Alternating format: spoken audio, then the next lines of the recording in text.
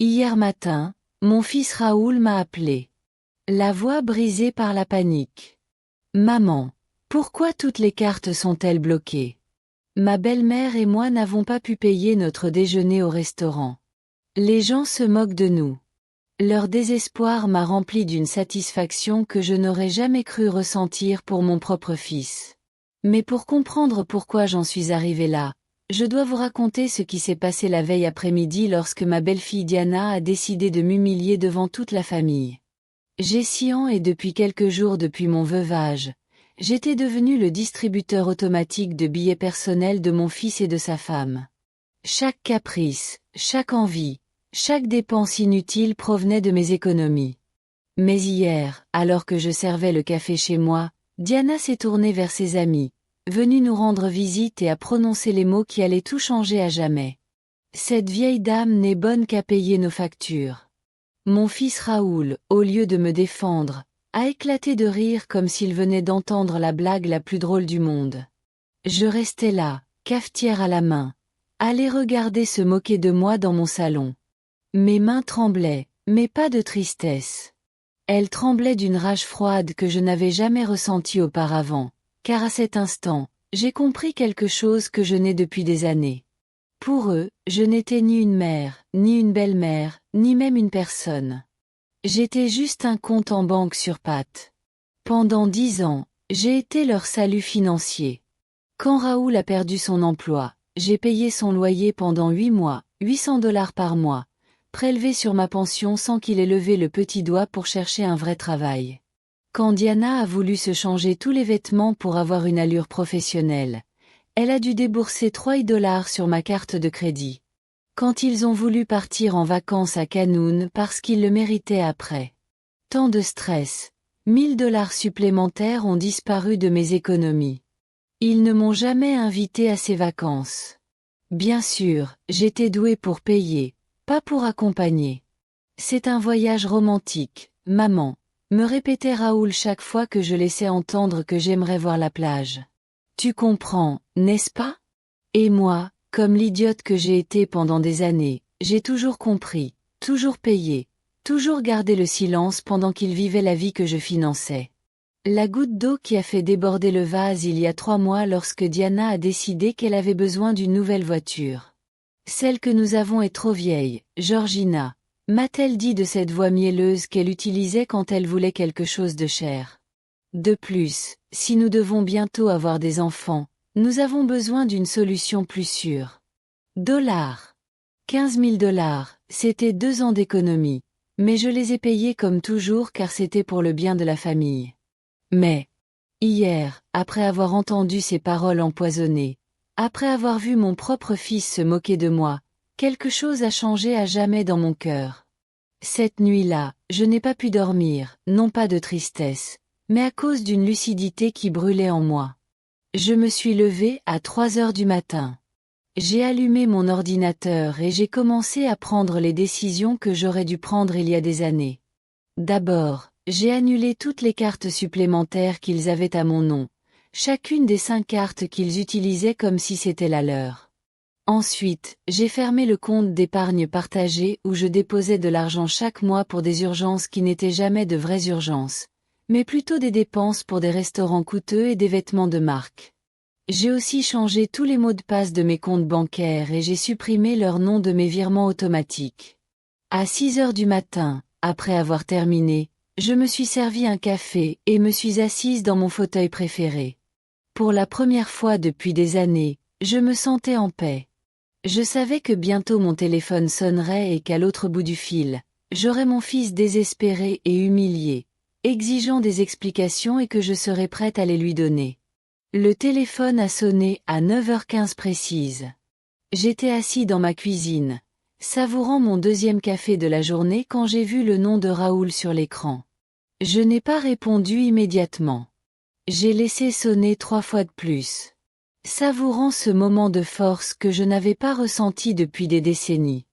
Quand j'ai enfin décroché, sa voix était désespérée, presque hystérique. « Maman, pourquoi toutes les cartes de crédit sont-elles bloquées? Je suis au restaurant La Terrazza avec la mère de Diana.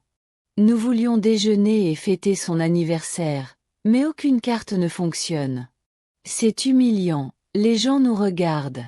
Le serveur est impatient et je n'ai pas assez d'argent pour payer une addition de $200. Que se passe-t-il? L'ironie était délicieuse.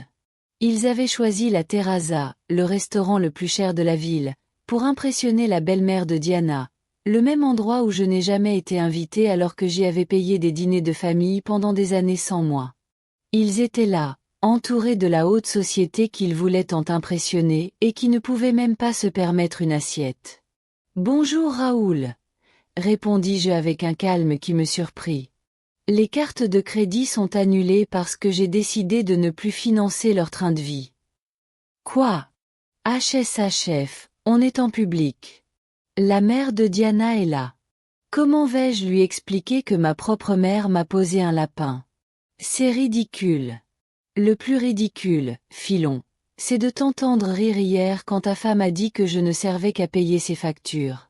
Le plus ridicule, c'est de réaliser que pendant 10 ans, j'ai été traité comme un distributeur automatique de billets au lieu de ta mère. Il y eut un long silence à l'autre bout du fil. J'entendais des voix en arrière-plan, probablement Diana et sa mère, qui se demandaient ce qui se passait. Le serveur devait attendre le paiement et les autres convives commençaient à remarquer la situation gênante. « Maman, s'il te plaît, ne fais pas ça maintenant. On pourra parler plus tard, mais j'ai besoin que tu réactives les cartes. Juste pour aujourd'hui. Je te promets de ne pas l'avoir interrompu. Plus de promesses, Raoul. Plus juste pour aujourd'hui. Pendant 10 ans, j'ai entendu les mêmes promesses. Pendant 10 ans, j'ai été ta solution de facilité à tout. Mais hier, j'ai appris quelque chose d'important. Tu ne me respectes pas, tu ne m'apprécies pas et tu ne m'aimes certainement pas comme je t'ai aimé. Ce n'est pas vrai. Bien sûr qu'on t'aime. Diana plaisantait. Tu sais comment elle est. Je sais exactement comment elle est, Raoul. Et je sais exactement comment tu es. C'est pour ça que j'ai pris cette décision. Je l'entendais respirer bruyamment. J'imagine que la situation au restaurant devenait plus tendue à chaque minute qui passait. Il avait probablement déjà remarqué que quelque chose n'allait pas, que la carte dorée qu'il utilisait toujours pour impressionner ne fonctionnait pas. « Maman, s'il te plaît, on ne peut pas rester là. Que veux-tu qu'on fasse? Faire la vaisselle, appeler la police? C'est humiliant. Maintenant, tu sais ce que je ressens depuis des années. » J'ai répondu, « La différence, c'est que tu as 35 ans et que tu devrais pouvoir résoudre tes problèmes toute seule. Tu te sens bien? Ce n'est pas normal pour toi maman.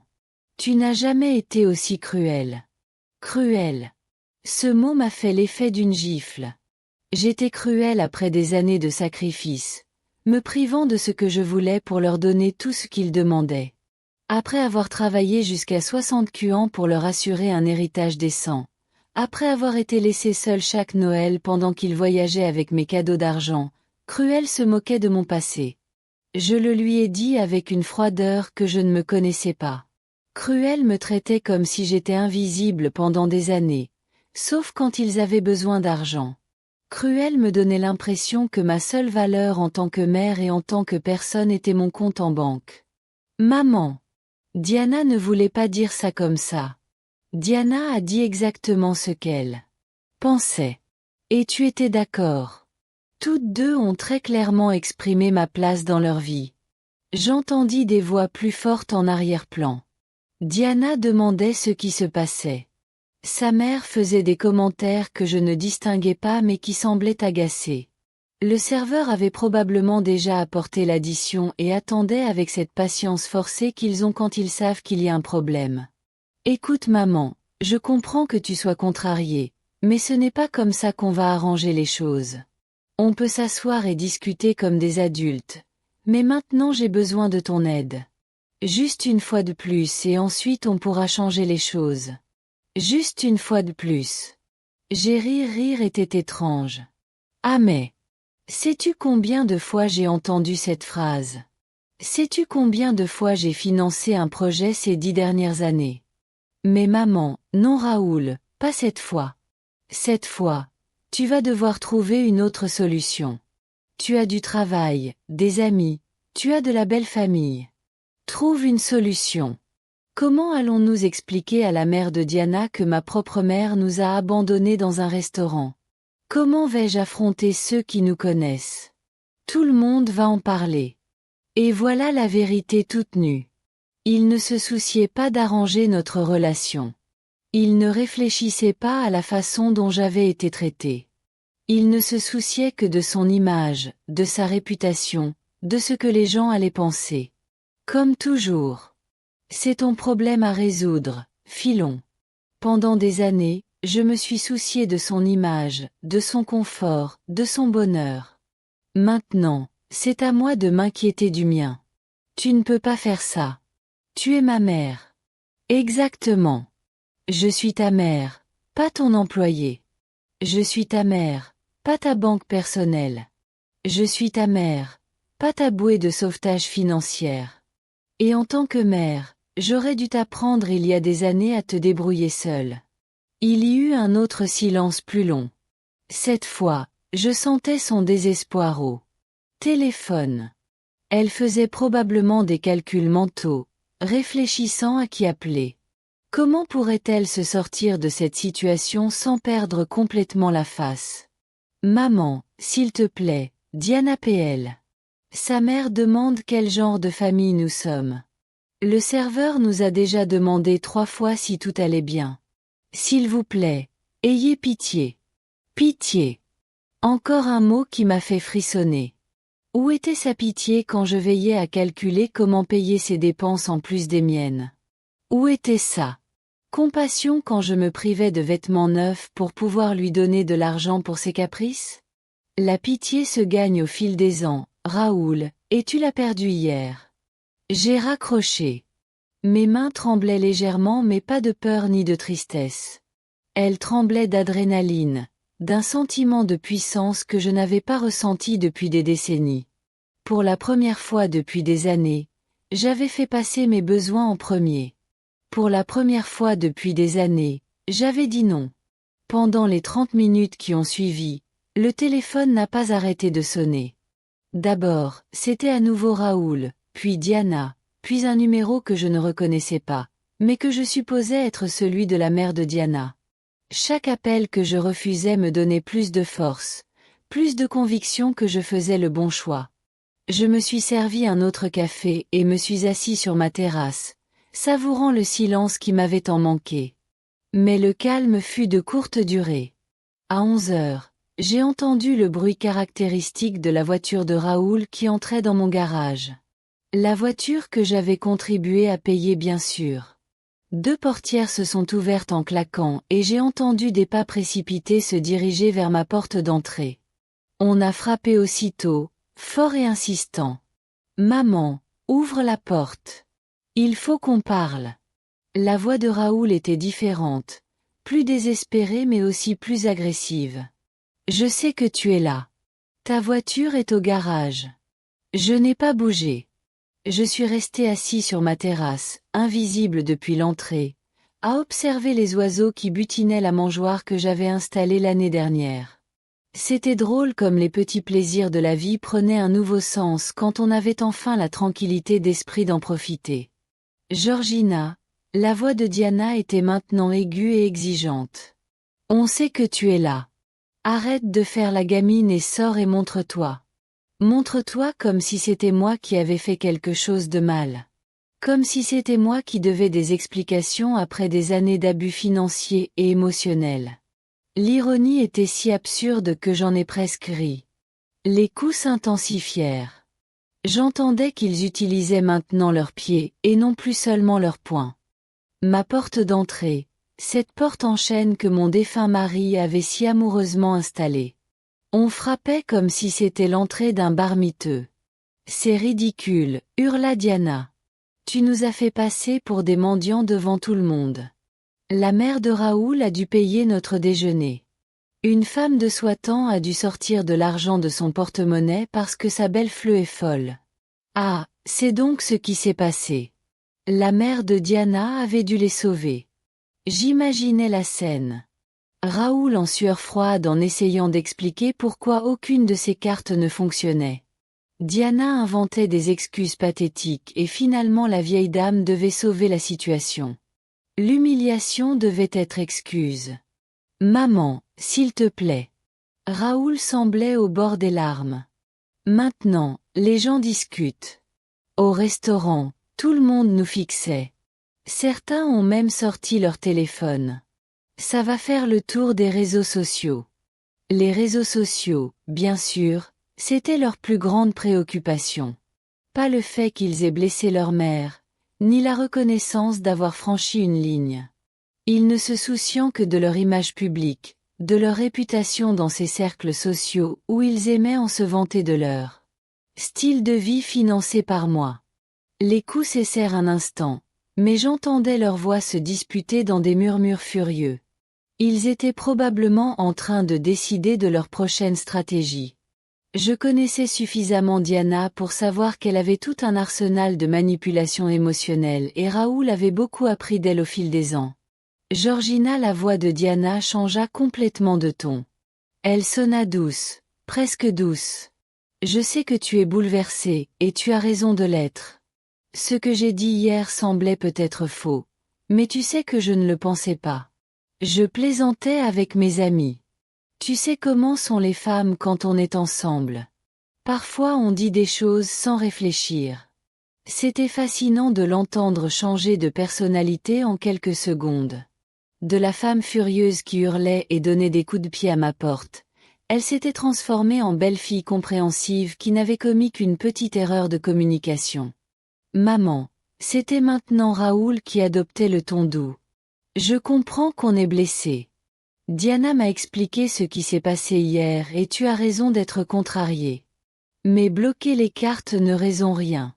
Ça ne fait qu'empirer les choses pour tout le monde. Pour tout le monde, pas pour moi bien sûr, pour eux, pour leur confort, pour leur mode de vie. Mon bien-être émotionnel n'avait toujours pas d'importance. S'il te plaît, maman, on peut arranger ça. On peut renverser la situation. La voix de Raoul se brisa légèrement. Mais j'ai besoin que tu réactives les cartes aujourd'hui. J'ai des dépenses impayées. L'assurance auto expire demain et Diana a des rendez-vous chez le médecin cette semaine. On ne peut pas se retrouver à court d'argent comme ça. Pas d'argent comme si c'était leur argent, comme si j'étais responsable de leur assurance, de leur rendez-vous chez le médecin, de leurs dépenses d'adulte indépendante. À cet instant, j'ai compris avec une clarté cristalline qu'ils ne voyaient vraiment pas la différence entre mon argent et le leur. Dans leur esprit, mes économies étaient une ressource familiale et non le fruit de décennies de travail et de sacrifices d'une femme qui avait déjà payé ses cotisations. Georgina, s'il te plaît, réfléchis à ce que tu fais. Diana avait encore changé de stratégie. Sa voix était maintenant inquiète, presque maternelle. Que penseront les gens s'ils découvrent que tu as supprimé la pension alimentaire pour ton propre enfant? Que diront-ils à l'église? Que pensera la famille?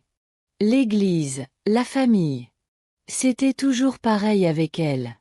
Elle utilisait ma réputation, mes relations, mon image comme levier émotionnel. Comme si ma valeur personnelle dépendait de l'opinion des autres. Comme si ma dignité importait moins que l'opinion de gens qui ne savaient probablement même pas comment j'étais traitée dans l'intimité de mon foyer. Écoute, Mama Raoul avait adopté un ton plus sérieux, plus adulte. Je comprends que tu veuilles que nous changions certaines choses. On peut parler de limites, de comment mieux gérer les finances familiales, mais ce n'est pas la bonne solution, c'est de la manipulation émotionnelle. Les mots résonnaient dans ma tête comme une gifle. Je manipulais émotionnellement après des années de chantage subtil, à me culpabiliser chaque fois que j'hésitais à leur donner de l'argent, à utiliser mon amour maternel pour vider mon compte en banque. La projection était si évidente que j'en ai presque ri. Les coups ont recommencé mais plus espacés, moins agressifs. Ils se rendaient compte que la stratégie de la force ne fonctionnait pas. Je les entendais s'éloigner de la porte. Probablement faire le tour de la maison pour voir s'il me voyait par une fenêtre. Georgina. Diana hurla depuis ce qui semblait être ma fenêtre latérale. On a vu ton ombre. On sait que tu es là. Arrête de te cacher comme une lâche. Lâche. Voilà encore la vraie cible, celle qui jetait un coup d'œil quand les douces manipulations ne fonctionnaient pas. La femme qui m'avait traité de vieille sorcière la veille, qui avait transformé ma générosité en source de ridicule, qui avait appris à mon fils à me voir comme une source de ressources plutôt que comme une personne. Je me suis levée de ma chaise et me suis dirigée lentement vers la fenêtre d'où elle avait crié. J'ai ouvert le rideau juste assez pour qu'elle puisse me voir et nos regards se sont croisés à travers la vitre. Son expression passa aussitôt de la fureur au soulagement puis à ce sourire faux que je connaissais aussi. « Te voilà !» s'exclama-elle comme si elle venait de retrouver un enfant perdu. « Viens, ouvrons la porte et parlons en famille. » Je la regardai droit dans les yeux un long moment, ressentant un calme étrange. Puis, très lentement, je refermai le rideau.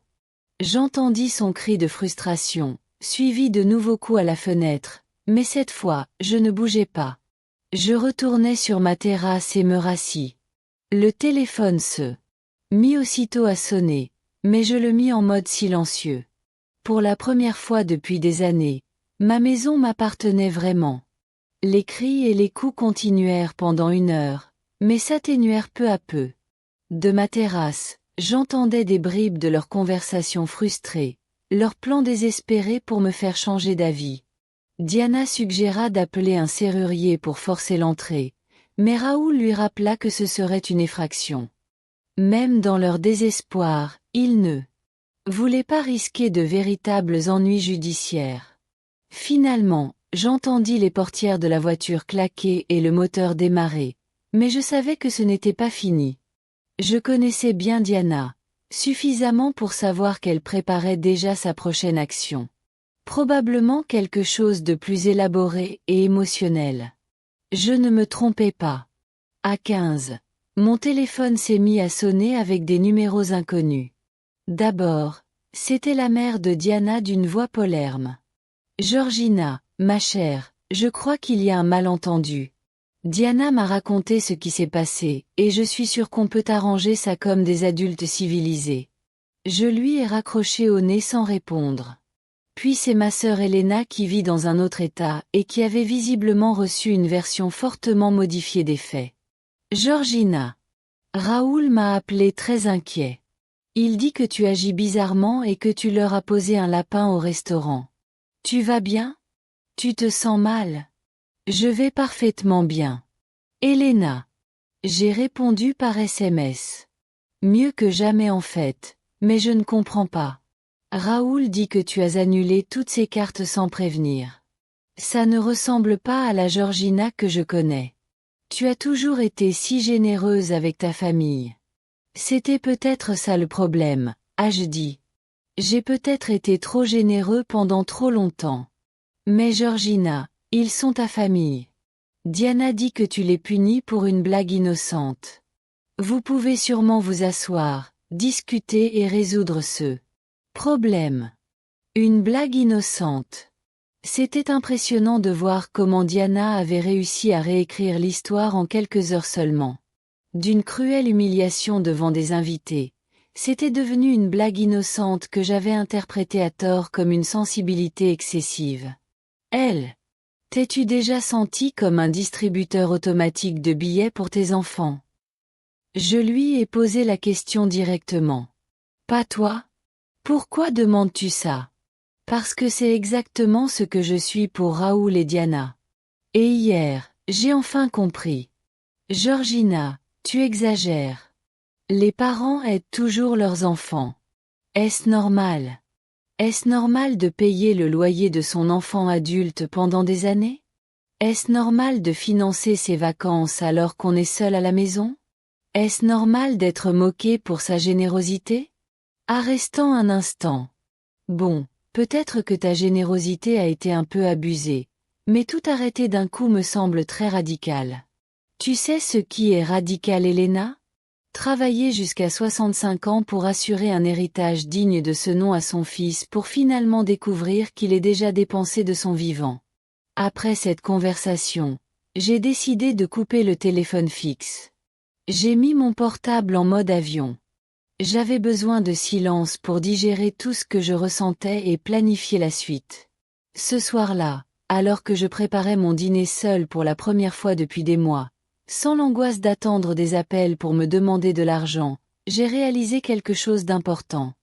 Je ne me sentais pas coupable. Toute ma vie, on m'avait appris à culpabiliser de ne pas répondre aux besoins des autres, surtout ceux de ma famille. Mais cette fois, cette culpabilité familiale n'est pas venue.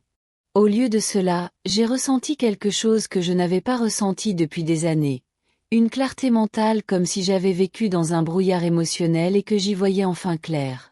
Chaque décision que j'avais prise ces 10 dernières années défilait dans mon esprit comme un film et je pouvais voir des schémas que je n'avais pas voulu admettre auparavant. Le cycle était toujours le même. Raoul ou Diana approchaient avec un problème financier passager. Je résistais au début. Ils exerçaient une pression émotionnelle. C'est une fois de plus. Nous sommes désespérés. Que penseraient les gens? J'étais évasif. Ils régleraient leurs problèmes immédiats et quelques semaines plus tard, un nouveau problème temporaire surgirait. Il n'y a jamais eu de véritable plan de paiement, jamais de véritable reconnaissance de mon sacrifice et encore moins d'invitation à partager les fruits de ma propre générosité. J'ai payé leurs vacances mais je n'étais pas invité. J'ai financé leur dîner dans des restaurants chics, mais je mangeais seul à la maison. J'ai pris en charge leurs frais médicaux, mais personne ne s'est enquis de ma santé. Je me suis levée et suis allée dans mon bureau où je conservais tous mes documents financiers. Il était temps de faire des calculs concrets, de comprendre exactement combien j'avais dépensé pour eux au fil des ans. J'ai sorti mes relevés bancaires des 5 dernières années et j'ai commencé à calculer. Le chiffre était à blanc 86 000 $, 6 000 $ sur 5 ans. Sans compter les années précédentes où je ne tenais pas de compte aussi détaillé. C'était plus de la moitié de ma retraite totale, plus que ce que beaucoup gagnent en 2 ans de travail. Mais le plus douloureux n'était pas la somme d'argent, c'était de réaliser qu'en échange de ces 6 000 $, j'avais été accueilli avec ridicule, indifférence et perçu comme une obligation plutôt qu'une bénédiction. En examinant les chiffres, j'ai découvert quelque chose qui m'a fait trembler de rage. Ils avaient utilisé une de mes cartes pour des services de streaming premium, des abonnements coûteux à des salles de sport et des abonnements à des magazines dont j'ignorais l'existence. De petites mensualités qui totalisaient des centaines de dollars par an, de l'argent prélevé automatiquement sur mon compte pour des luxes dont je n'avais jamais profité. Ce soir-là, j'ai pris une autre décision importante. J'ai sorti mon testament du dossier et je l'ai lu attentivement.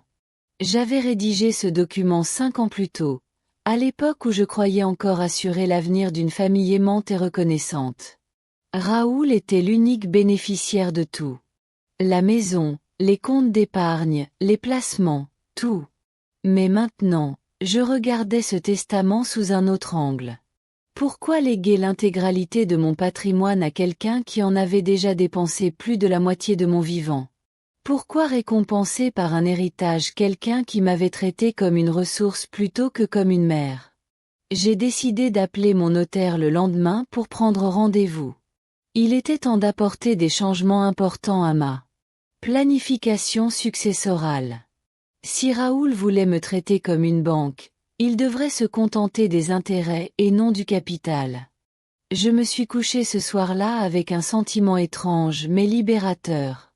Pour la première fois depuis des années, j'avais pris des décisions en pensant uniquement à mon propre bien-être. Pour la première fois depuis des années, je n'étais pas resté éveillé à m'inquiéter des problèmes financiers d'autres adultes. J'ai mieux dormi que depuis des mois. Le lendemain, je me suis réveillé avec une énergie que je n'avais pas ressentie depuis des années. C'était vendredi et pour la première fois depuis longtemps, j'avais des projets qui n'impliquaient pas de résoudre les problèmes des autres. D'abord, j'appellerai mon avocat, puis j'irai à la banque faire quelques changements et peut-être, juste peut-être, je m'achèterai quelque chose de sympa avec l'argent que j'aurais normalement dépensé pour les caprices des autres. J'ai raccroché le téléphone fixe pendant que je préparais mon petit déjeuner. Effectivement, J'avais 14 messages sur mon répondeur. Je les ai écoutés en sirotant mon café, et chacun confirmait que j'avais pris la bonne décision. Premier message, Diana d'une voix larmoyante. Georgina, c'est Diana. Je sais que tu es bouleversée, mais réfléchis à ce que tu fais. Raoul n'a pas dormi de la nuit dernière. Il est très inquiet pour toi. Il dit qu'il ne t'a jamais vu comme ça. Appelle-nous s'il te plaît. Deuxième message. Raoul a l'air désespéré. Maman, j'ai besoin de parler. Je suis allé à la banque ce matin et ils m'ont dit que tu avais fermé le compte où tu mettais l'argent pour nos urgences.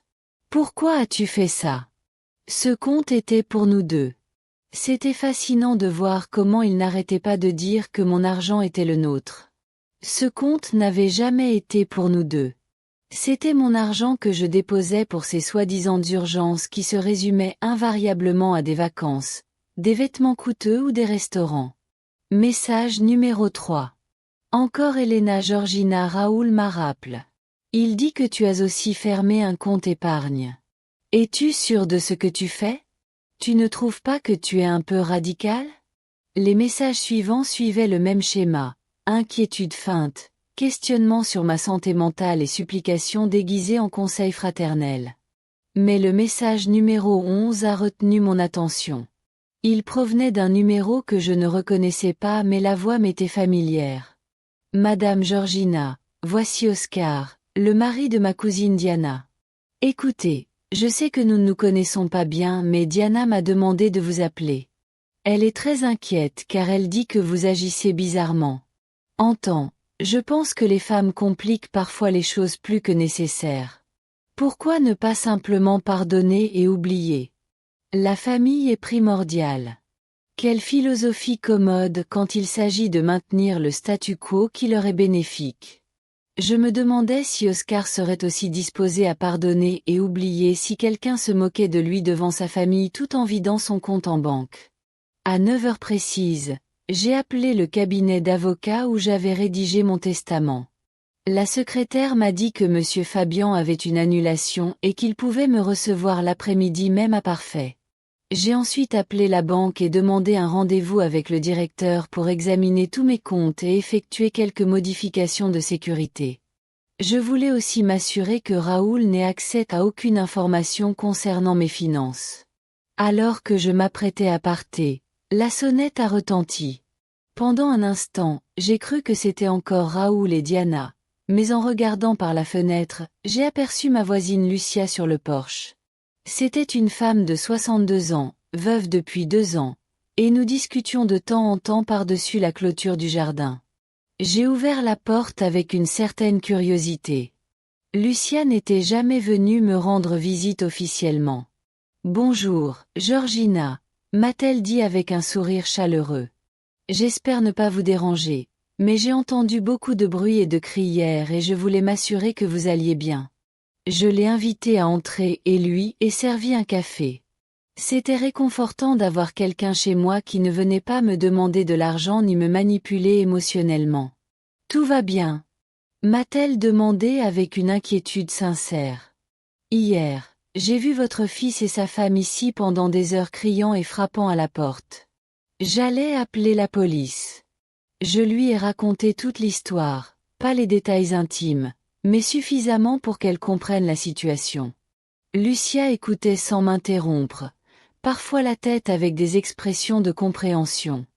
Georgina m'a dit quand j'ai terminé, « J'ai une confession à vous faire. Pendant des années, j'ai observé comment ils vous traitent lorsqu'ils viennent vous rendre visite.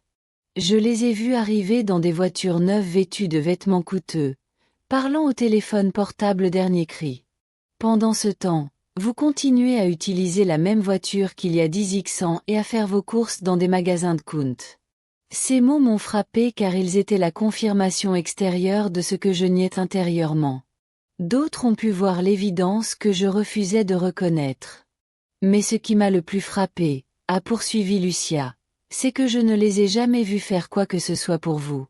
Je ne les ai jamais vus vous aider à faire les courses, réparer quoi que ce soit chez vous ou simplement vous rendre visite sans rien demander. Est-ce évident? J'ai demandé avec un mélange de gêne et de soulagement. Pour quelqu'un qui regarde de l'extérieur, oui, mais je comprends que tu ne puisses pas le voir. Quand on est mère, on veut toujours croire au meilleur de ses enfants. Lucia est restée 1 heure de plus et notre conversation a été la plus honnête et la plus libératrice que j'ai eue depuis des mois. Elle m'a raconté sa propre expérience avec des enfants adultes qui attendaient d'elle qu'elle résolve tous leurs problèmes et comment elle avait appris à fixer des limites après son veuvage. Sais-tu ce qui m'a le plus aidée ? A-t-elle dit avant de partir. Comprendre qu'être une bonne mère ne signifie pas être une martyre. On peut aimer ses enfants sans sacrifier sa dignité pour eux. Ces mots ont résonné dans ma tête tout au long du trajet jusqu'à la banque. Dans le bureau du directeur, nous avons vérifié tous mes comptes et mis en place de nouvelles mesures de sécurité. J'ai changé tous les mots de passe, ajouté la vérification en 2 étapes et veillé à ce que moi seul ait accès aux informations financières. Madame Georgina, me dit le gérant, tandis que je me penchais sur les changements. Puis-je vous demander pourquoi ces changements radicaux ? Avez-vous des inquiétudes particulières en matière de sécurité ? Disons que j'ai finalement réalisé que mon plus grand risque financier résidait dans ma propre famille, répondis-je. Le gérant acquiesça d'un signe de tête compréhensif. C'est plus courant que vous ne le pensez, madame. On voit souvent des personnes âgées exploitées financièrement par leurs proches. Vous avez bien fait de vous protéger. Après la banque, je suis allée déjeuner seule dans un petit restaurant chaleureux que j'avais toujours voulu essayer mais dont je n'avais jamais eu le luxe. J'ai commandé le plat le plus cher du menu, un verre de vin et un dessert. L'addition totale s'élevait à 45 $, soit moins que ce que Raoul et Diana dépensaient pour une seule tournée lors de leur soirée. En savourant mon déjeuner, j'ai réalisé quelque chose d'important. Cela faisait des années que je n'avais pas savouré un repas sans l'angoisse constante de devoir calculer combien cela me coûterait, combien je devrais mettre de côté pour la prochaine urgence de Raoul ou si je pouvais me permettre ce petit plaisir personnel. Pour la première fois depuis des années, je mangeais avec un réel appétit et un réel plaisir. Le rendez-vous avec Maître Fabian fut révélateur d'une manière que je n'avais pas anticipée. Lorsque je lui ai expliqué la situation et mon souhait de modifier mon testament, il n'a manifesté aucune surprise. En fait, il m'a dit que les cas comme le mien étaient plus fréquents que je ne l'imaginais. Madame Georgina, a-t-il dit en examinant mon testament actuel, je vois que nous avons rédigé ce document il y a 5 ans. À cette époque, vous avez légué l'intégralité de votre succession à votre fils Raoul. Êtes-vous sûr de vouloir apporter des modifications importantes ? Absolument, ai-je répondu. Pendant ces 5 années, j'ai découvert le véritable caractère de mon fils. Il a montré qu'il apprécie ma générosité et franchement, il a déjà dépensé plus de la moitié de son héritage de mon vivant. L'avocat a pris des notes tandis que je détaillais les 6 000 $ que j'avais documentés. Sans compter les années précédentes. Il a légèrement haussé les sourcils lorsque j'ai mentionné ce chiffre. Je comprends votre position, m'a-t-il dit. Quel changement envisagez-vous ? Je souhaite partager ma succession. Une part pour des œuvres caritatives qui aideront réellement les personnes dans le besoin et non les adultes égarés. Une autre part pour ma sœur Elena qui a toujours été indépendante et ne m'a jamais rien demandé. Et pour Raoul, ai-je marqué une pause ? Pour Raoul. Juste assez pour prouver que je ne l'ai pas déshérité par malveillance, mais pas assez non plus pour qu'il puisse continuer à vivre sans travailler. Il entage pris 50% pour Caridad, 30% pour ma sœur et 20% pour Raoul. À condition qu'il ne puisse recevoir sa part que s'il justifie d'une année complète d'indépendance financière totale. L'avocat sourit légèrement.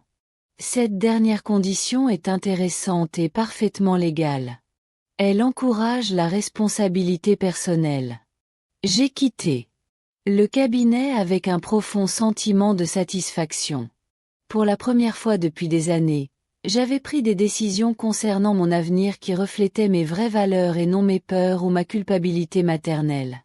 En arrivant chez moi, une voiture inconnue garait dans mon allée. Une femme âgée, élégamment vêtue, se tenait sur mon porche. C'était la mère de Diana, Dona Claudia. Georgina, dit-elle avec un sourire forcé en me voyant arriver. Ravie de vous voir. Il faut qu'on ait une conversation entre femmes. Je l'invitais à entrer plus par curiosité que par courtoisie. Je voulais savoir quelle version des faits cette femme avait reçue. Écoutez ma chère, commença une fois que nous fûmes assises. Je sais qu'il y a eu un malentendu hier entre vous et les garçons. Diana m'a tout raconté et je pense sincèrement que vous exagérez la situation. Vous exagérez, lui demandai-je? Eh bien oui. Diana dit avoir fait une remarque que vous avez mal interprétée et maintenant vous avez pris des mesures très drastiques en annulant les cartes de crédit de votre propre fils. Cela me semble une réaction extrême à une simple blague entre femmes. Une simple blague entre femmes. C'était impressionnant de voir comment le récit avait évolué. Ce n'était pas seulement une blague innocente, c'était aussi ma faute, mon manque d'humour. Dona Claudia, dis-je calmement, vous donnez à votre fille des cartes de crédit illimitées. Non, mais vous payez le loyer de votre fille adulte. Non, mais c'est différent. Vous financez les vacances de votre fille pendant qu'elle reste seule à la maison. Dona Claudia s'agita, mal à l'aise. Georgina, chaque famille gère ses finances différemment. Exactement. Et j'ai décidé de gérer les miennes différemment désormais. Mais pensez à Diana et Raoul. Ils sont jeunes, ils construisent leur avenir, ils ont besoin de soutien. Ils ont respectivement 35 et 32 ans. À cet âge-là, j'avais déjà élevé un enfant, travaillé des années et épargné pour mes vieux jours sans l'aide de mes parents. Les temps étaient différents. Les temps sont différents à l'époque. C'est vrai. Maintenant, il y a plus d'opportunités, une meilleure éducation, un meilleur accès aux prêts bancaires. Il n'y a aucune raison que deux adultes instruits ne puissent pas subvenir à leurs besoins. Dona Claudia a changé de stratégie. Georgina, Diana est très bouleversée. Elle a pleuré toute la nuit hier soir. Elle dit qu'elle vous a toujours vu comme une seconde mère et qu'elle ne comprend pas pourquoi vous la rejetez soudainement. Une seconde mère qui ne sert qu'à payer les factures selon ses propres termes. C'était une blague. Nous les femmes, nous nous plaignons toujours de nos belles-mères. C'est normal. Se plaindre en privé est une chose, Dona Claudia. Humilier quelqu'un devant des invités en est une autre. La conversation se poursuivit pendant une demi-heure.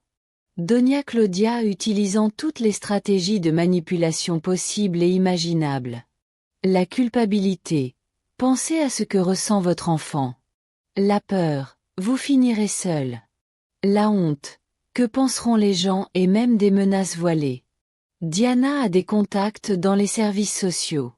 Finalement, lorsqu'elle réalisa qu'aucune de ses tactiques ne fonctionnait, elle adopta une approche plus directe. Georgina, je vais être franche avec vous. Diana et Raoul envisagent de demander une assistance juridique. Il existe des moyens de déclarer une personne mentalement incapable si elle a un comportement erratique avec ses finances. Derrière toute cette manipulation émotionnelle se cachait une véritable menace. Si je ne cédais pas volontairement, ils essaieraient de prendre le contrôle de mes finances par la force. Dona Claudia, lui ai-je dit, je me suis levée. Je te conseille de consulter un bon avocat avant de tenter ça. Je venais de terminer un rendez-vous avec le mien et il m'a assuré qu'une personne qui protège ses finances des violences familiales fait preuve de compétence mentale. Et non l'inverse. Son expression a immédiatement changé. Elle a réalisé qu'elle avait dévoilé ses cartes trop tôt. Je ne le pensais pas. Elle a commencé à reculer. Oui, c'est exactement ce qu'elle pensait. Je l'ai interrompue et maintenant que je connais ses véritables intentions, je crois que cette conversation est close. Je l'ai raccompagnée à la porte en silence. Avant qu'elle ne parte, elle a dit Georgina, j'espère que tu reconsidéreras ta décision. Une guerre familiale ne profite à personne. Il n'y a pas de guerre dont Claudia. Il n'y a qu'une femme qui a enfin appris à s'estimer. Après son départ, Je me suis assise dans mon salon et j'ai réfléchi à ce que je venais d'entendre. Non seulement ils prévoyaient d'intensifier leur manipulation émotionnelle, mais ils envisageaient également des mesures juridiques pour reprendre le contrôle de mon argent. Ce soir-là, j'ai appelé maître Fabian et lui parlé des menaces de Doña Claudia. Il m'a rassuré en m'expliquant que déclarer une personne mentalement incapable nécessite des preuves médicales solides et une procédure judiciaire approfondie. Agir de manière responsable avec ses finances personnelles ne constitue pas une preuve d'incapacité. Cependant, Mathé, je vous recommande de tout documenter, d'enregistrer les conversations si possible, de conserver une trace de leurs menaces et d'envisager une évaluation psychologique préventive pour obtenir des preuves de leur capacité mentale. Cette nuit-là, pour la première fois depuis le début de tout cela, j'ai ressenti un peu de peur, mais pas de me tromper. J'avais peur de ce qu'il serait prêt à faire pour reprendre le contrôle de mon argent, mais j'éprouvais aussi quelque chose de plus fort que la peur, la détermination. Les menaces de Doña Claudia m'ont tenu éveillée cette nuit-là. Non pas par peur, mais plutôt par une rage froide qui grandissait d'heure en heure. Comment ose-t-il me déclarer mentalement incapable de protéger mon propre argent? C'était la manipulation ultime. Si vous ne pouvez pas obtenir ce que vous voulez facilement, essayez de priver la personne de son droit légal à décider de sa propre vie. Le lendemain samedi, j'ai suivi les conseils de maître Fabian. Je me suis d'abord rendue dans une clinique privée, où j'ai subi une évaluation psychologique complète. Le médecin, une femme d'une 50aine d'années, m'a écouté expliquer la situation. Après 2 heures de tests et d'entretien, elle m'a dit: soyons parfaitement clairs, vous faites preuve d'une lucidité mentale exceptionnelle. Reconnaître les schémas de maltraitance, fixer des limites saines et protéger vos ressources financières sont autant de signes d'une pleine capacité d'esprit. En fait, je dirais même que vous agissez plus rationnellement maintenant que lorsque vous avez permis les abus financiers. Elle m'a remis un rapport officiel attestant de ma pleine capacité mentale datée et scellée. C'était ma police d'assurance contre toute tentative future de contestation judiciaire. 2. Retour chez moi, j'ai trouvé Lucia en train de jardiner. Elle s'est approchée de la clôture qui séparait nos propriétés avec une expression inquiète. Georgina, hier une dame âgée est venue prendre de tes nouvelles. Elle voulait savoir si tu avais un comportement étrange ces derniers temps. Je lui ai dit que tu semblais plus heureuse et plus détendue que jamais. Je lui ai parlé de la visite de Doña Claudia et de sa menace voilée. Lucia écoutait avec une indignation grandissante. C'est incroyable, s'est-elle exclamée. Essayer de se déclarer incapable parce que tu refuses de donner ton argent est la chose la plus absurde que j'ai jamais entendue. Ce qui me dérange le plus, ai-je dit, c'est qu'ils croient vraiment avoir un droit sur mon argent. Ils ne le voient pas comme mon bien, mais comme leur héritage anticipé. Tu sais ce qu'il te faut? M'a dit Lucia avec un sourire malicieux. Tu dois sortir et profiter de ta liberté. À quand remonte la dernière fois où tu as fait quelque chose juste par envie? Elle avait raison. J'avais vécu au gré des besoins et des exigences des autres pendant tant d'années que j'avais oublié ce que c'était que de faire quelque chose simplement pour mon plaisir personnel. Il y a une croisière de 50 jours qui part mercredi prochain, continua Lucia. Je devais y aller avec ma sœur mais elle a annulé pour des raisons de santé. Ça te dirait de m'accompagner? L'idée m'a immédiatement enthousiasmée. À quand remonte la dernière fois que j'avais voyagé pour le plaisir? Quand avais-je dormi dans un autre lit que le mien? Manger au restaurant sans calculer le prix ou simplement me détendais-je sans l'angoisse constante de la prochaine crise financière de Raoul? Avec plaisir, répondis-je sans hésiter. L'après-midi même, nous avons réservé la croisière. 5 cents par personne pour 5 jours, tout compris. C'était une fraction de ce que j'avais dépensé pour les dernières vacances de Raoul et Diana, mais cette fois ce serait pour mon plaisir personnel. Dimanche matin, alors que je faisais des recherches sur ce que je devais emporter pour la croisière, on sonna à la porte. C'était Raoul, mais cette fois il avait une mine affreuse.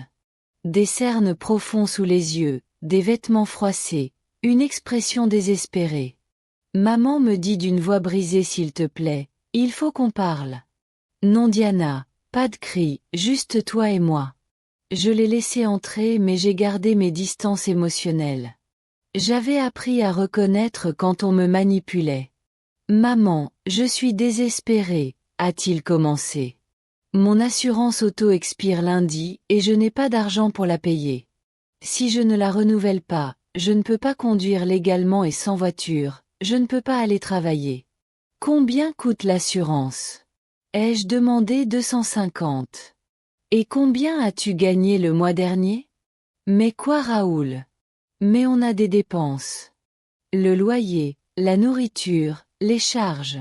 Et pourquoi d'autres dépenses-tu? Il est resté silencieux un instant. Maman, tu ne comprends pas? Vivre coûte cher. Vivre coûte cher quand on a un train de vie qu'on ne peut pas se permettre. J'ai répondu, dis-moi quelque chose, fiston. Combien as-tu dépensé au restaurant le mois dernier? Je ne sais pas, peut-être. Combien dépenses-tu en service de streaming, en abonnement à la salle de sport, en application de livraison de repas? C'est différent maman, ce sont des besoins fondamentaux. Les services de streaming sont essentiels dans le monde moderne. Oui, on ne peut pas vivre en ermite. C'est là le problème fondamental. Raoul croyait sincèrement que le luxe était une nécessité, et que les vrais besoins étaient la responsabilité des autres.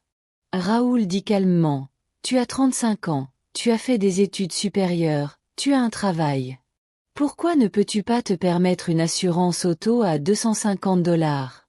Parce qu'il ne reste plus d'argent après tout le reste. Alors coupez tout le reste. Ce n'est pas si simple. Il ne peut pas réduire les dépenses comme ça. Pourquoi pas? Pourquoi? Pourquoi? Il était visiblement frustré parce que nous avons une vie à entretenir, une vie qu'ils ne peuvent pas se permettre. Mais tu as toujours été là pour nous. Et il y avait la vérité toute nue. Il ne demandait pas une aide temporaire. Il réclamait ce qu'il considérait comme son droit. Dans son esprit, j'étais un élément permanent de sa structure financière, pas une mère occasionnelle et encourageante. Raoul, je vais te demander quelque chose et je veux une réponse honnête.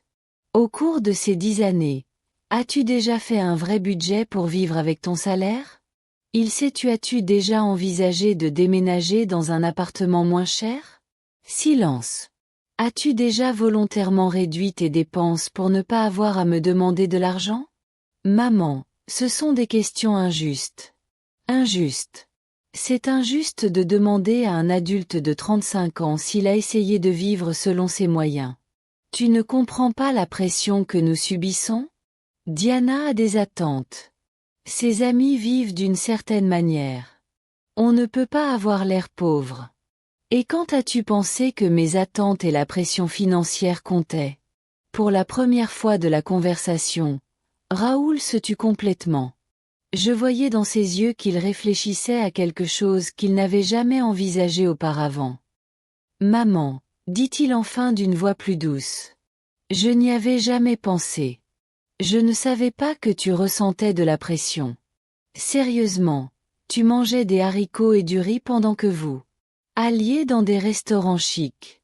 Tu ne t'es jamais demandé pourquoi je n'achetais jamais de nouveaux vêtements, mais que j'avais toujours de l'argent pour tes urgences. Des larmes commencèrent à couler sur ses joues. Je pensais que tu aimais nous aider. Je pensais que c'était ta façon de nous témoigner ton amour et c'était le cas Raoul.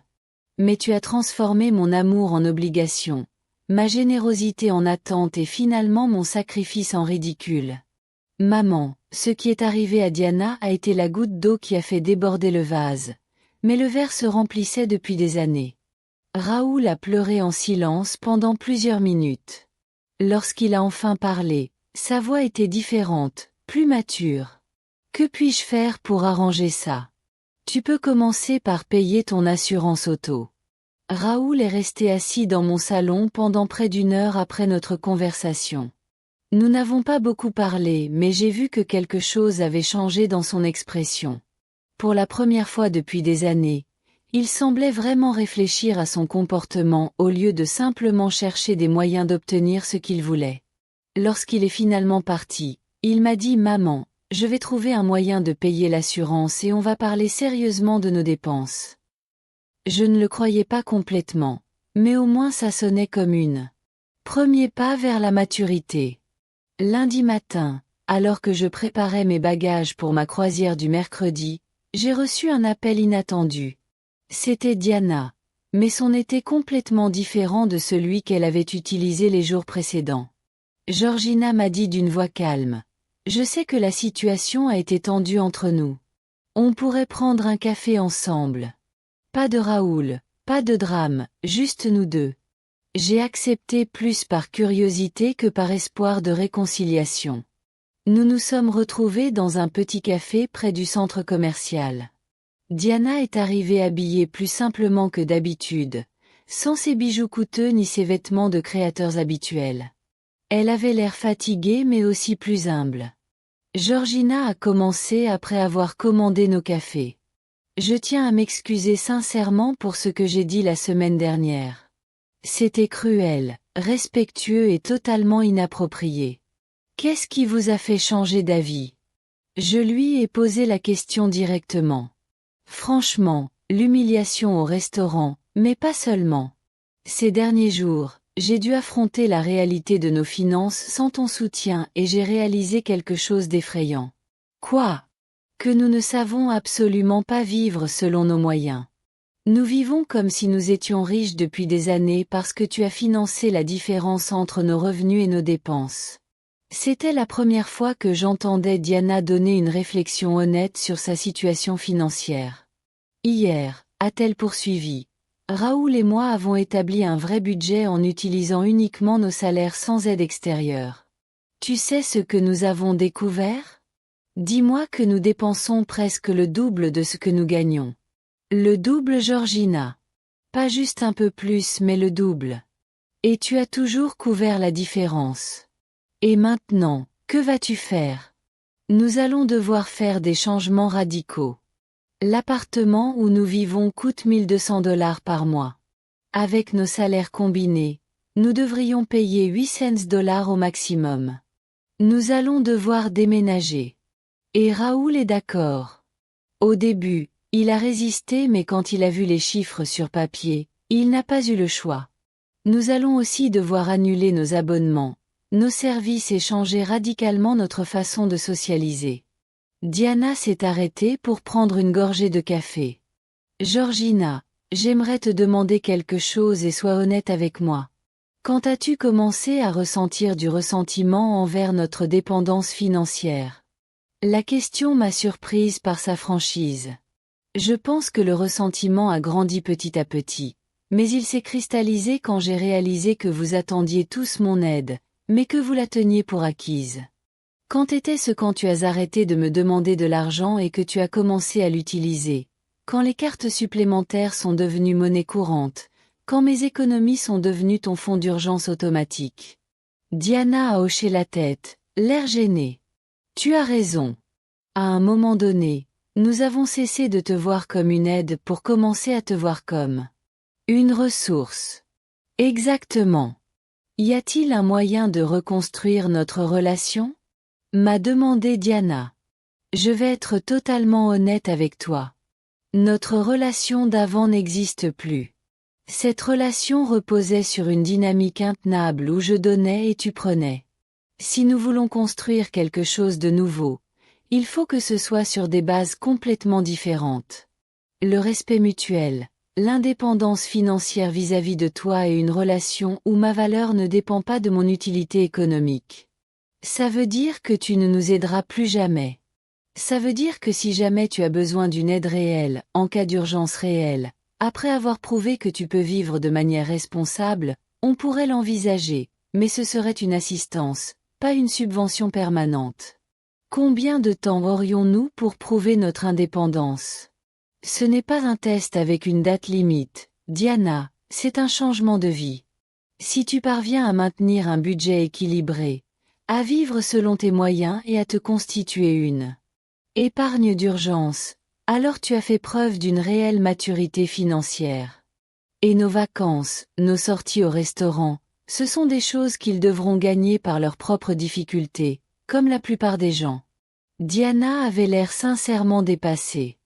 Georgina, je ne suis pas sûre qu'on sache comment vivre comme ça. Il est donc temps pour eux d'apprendre. Ils ont une éducation, un travail et des compétences. La seule chose qui leur manque, c'est la motivation pour être indépendants. Et si nous échouons, ils échoueront en tant qu'adultes responsables, apprenant de leurs erreurs. Mais au moins, ils échoueront en assumant leurs propres décisions sans dépendre de quelqu'un d'autre pour résoudre leurs problèmes. Nous avons terminé nos cafés dans un silence pensif. En nous levant pour partir, Diana m'a dit « Georgina, je sais que ça ne résout pas tout, mais je veux que tu saches que j'ai appris quelque chose d'important cette semaine. » Quoi? Qu'être adulte, ce n'est pas seulement être adulte, c'est aussi assumer ses responsabilités d'adulte. Et nous jouons aux adultes pendant que tu portais le poids des vraies responsabilités. C'était la révélation la plus mature que je l'avais entendue depuis des années. Ce soir-là, en finissant de faire mes valises pour ma croisière, je me suis sentie étrangement en paix. Je n'avais pas perdu ma famille. J'avais laissé derrière moi une dynamique toxique qui nous faisait du mal à tous. Si Raoul et Diana voulaient vraiment changer, ils devaient le montrer par des actes, pas par des mots. Mardi, j'ai reçu un SMS de Raoul. Maman, j'ai contracté un prêt personnel pour rembourser l'assurance auto. J'ai aussi trouvé un appartement moins cher. Nous déménageons le mois prochain. Je voulais que tu le saches. Ce n'était pas grand-chose, mais c'était déjà quelque chose, un petit pas vers une indépendance bien nécessaire. Cette nuit-là, j'ai dormi profondément, sachant que le lendemain commencerait ma première véritable aventure personnelle depuis des décennies. La croisière a été une révélation. 5 jours à me réveiller quand je voulais, à manger ce dont j'avais envie et à faire des activités juste parce qu'elles me faisaient plaisir. Lucia s'est avérée être un voyage parfait, compagne, indépendante, amusante et totalement libérée des problèmes familiaux. Sur le navire, j'ai rencontré d'autres femmes de mon âge qui avaient vécu des expériences similaires. Au dîner, une femme nommée Elena m'a raconté comment ses 3 enfants adultes avaient épuisé leur épargne retraite avant de finalement tout arrêter.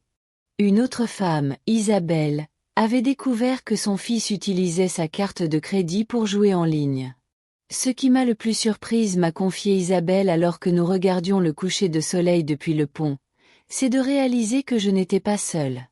Je pensais que c'était un problème propre à ma famille, mais il s'avère qu'il existe toute une génération de parents qui ne savent pas dire non à leurs enfants adultes. De retour à la maison dimanche, je me sentais revigorée, 5 jours sans un seul appel pour demander de l'argent, sans angoisse financière, sans le fardeau constant de résoudre les problèmes des autres. C'était comme si je me souvenais de qui j'étais avant de devenir la banque de la famille.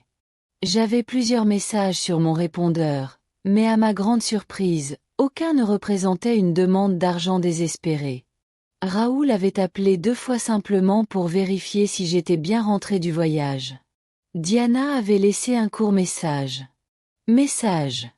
J'espère que vous avez apprécié votre croisière. Nous aimerions avoir votre avis quand vous aurez le temps. Lundi matin, Lucia est venue me rendre visite avec un café et des viennoiseries pour me raconter tous les détails du voyage. Alors que nous discutions sur ma terrasse, j'ai vu la voiture de Raoul garée dans mon allée. Mais cette fois, au lieu de sortir immédiatement et de se diriger vers ma porte, il est resté assis dans la voiture pendant plusieurs minutes. Lorsqu'il a finalement sonné, son expression était différente. Il semblait nerveux mais aussi plus mature d'une certaine manière. Maman m'a dit quand j'ai ouvert la porte, « Je sais que tu reviens de voyage, mais on pourrait parler un moment. » Je l'ai invité à entrer.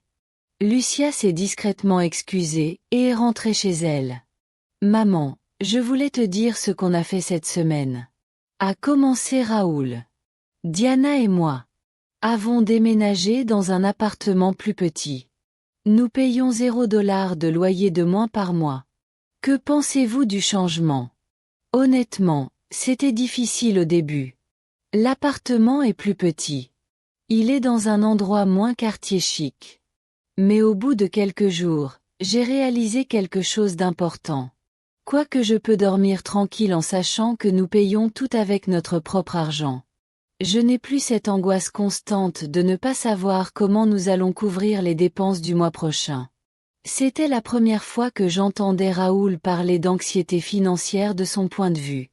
Il ne m'était jamais venu à l'esprit que lui aussi pouvait être stressé par l'insoutenabilité de son mode de vie. Nous avons aussi annulé nos coûteux abonnements à la salle de sport et nous sommes inscrits à un abonnement basique qui coûte 5 fois moins cher, a-t-il poursuivi. Et Diana a trouvé un emploi à temps partiel le week-end pour arrondir ses fins de mois. Diana travaille plus. Oui, et c'était son idée. Elle dit vouloir contribuer plus activement à nos finances au lieu de simplement gérer l'argent qui vient d'ailleurs. J'ai été surpris d'apprendre que Diana avait pris cette initiative. Maman, je voulais aussi te présenter officiellement mes excuses, non seulement pour ce qui s'est passé il y a 2 semaines, mais pour toutes ces années. Je n'avais jamais réalisé que je te traitais comme un distributeur automatique de billets plutôt que comme un maire. Qu'est-ce qui t'a fait réaliser ça? Quand on a dû faire notre premier vrai travail, en regardant mon budget, j'ai réalisé que je n'avais aucune idée du coût réel de la vie. Toute ma vie d'adulte, j'avais vécu au-dessus de mes moyens parce que tu compensais.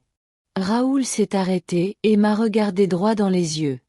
Maman, je veux que tu saches que ces derniers jours ont été les premiers depuis des années où je me suis vraiment sentie adulte, prenant mes propres décisions, résolvant mes propres problèmes, étant responsable de mes propres conséquences. Et qu'est-ce que ça fait? Terrifiant mais aussi libérateur. Je ne savais pas à quel point je portais un poids jusqu'à ce que je m'en débarrasse. Le poids de savoir au fond de moi que je n'étais pas vraiment indépendante. Le poids de savoir que je vivais un mensonge financier. Le poids de savoir que mon style de vie dépendait de l'exploitation de la générosité de ma mère. Ces mots m'ont profondément touchée. Pendant des années, j'ai cru être la seule à souffrir de cette dynamique. Mais il s'est avéré que Raoul portait aussi un sentiment de culpabilité et d'anxiété. Maman, je sais que je n'ai pas le droit de te demander quoi que ce soit après tout ce qui s'est passé, mais il y a quelque chose que j'aimerais te demander. Dis-moi, penses-tu qu'on pourra un jour avoir une relation normale? Une relation où je serai ton fils qui viendra te voir parce qu'il t'aime et non parce qu'il a besoin de quelque chose. La question m'a enthousiasmée car elle impliquait qu'il comprenait la différence. Raoul, cette relation peut commencer aujourd'hui si tu veux. J'ai toujours voulu un fils qui vienne me voir parce qu'il tient à moi et non parce que je suis utile. Alors, aimerais-tu que Diana et moi venions déjeuner dimanche? On apportera à manger. On cuisinera et on passera du temps ensemble. J'adorerais. Après le départ de Raoul, je me suis assis dans mon salon à réfléchir à tout ce qui avait changé en 2 semaines. J'avais perdu mon rôle de soutien financier pour ma famille, mais j'avais gagné quelque chose de plus précieux, l'estime de moi et la possibilité d'une relation sincère avec mon fils. Ce soir-là, j'ai appelé l'avocat Fabian pour lui demander de modifier à nouveau mon testament. Après ma conversation avec Raoul, j'ai voulu envisager une autre approche. Au lieu de le punir définitivement, j'ai décidé de rédiger un testament qui récompenserait la maturité démontrée. Au fil du temps, Madame Georgina, m'a dit l'avocat, vous envisagez un testament à plusieurs niveaux basé sur le comportement. Exactement. Si Raoul fait preuve d'une véritable indépendance financière pendant 2 années consécutives, il pourrait recevoir une part plus importante. S'il continue sur cette lancée pendant 5 ans, une autre part. Mais s'il retombe dans ses vieilles habitudes, nous revenons au plan initial. C'est une structure intelligente. Elle encourage le développement personnel à long terme. En raccrochant le téléphone, j'ai réalisé que pour la première fois depuis des années, je planifiais mon avenir en me basant sur l'espoir plutôt que sur la peur. L'espoir que mon fils ait vraiment appris et grandi. L'espoir que notre relation puisse guérir. L'espoir que mes dernières années soient vécues dans la dignité et le respect. Je suis sortie sur ma terrasse et j'ai contemplé les étoiles. Au loin, J'ai entendu le bruit de la fontaine que j'avais installée dans mon jardin l'année dernière. Un petit luxe que je m'étais permis seulement après des années à douter de mériter de dépenser cet argent pour moi-même. Maintenant, je connaissais la réponse. J'avais toujours mérité de me faire plaisir avec la même générosité. J'avais montré aux autres. Il m'avait fallu 60 ans pour apprendre cette leçon, mais je l'avais enfin apprise et je ne l'oublierai plus jamais.